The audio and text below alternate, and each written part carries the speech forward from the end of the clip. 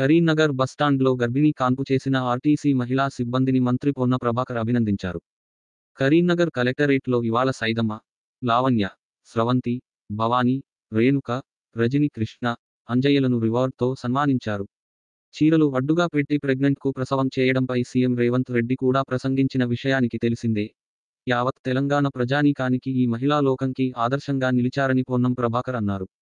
అంత మంచి పని చేసిన ఆర్టీసీ మహిళా సిబ్బందిని ఆర్టీసీ కాంట్రాక్టర్ రాజును మంత్రి అభినందించారు.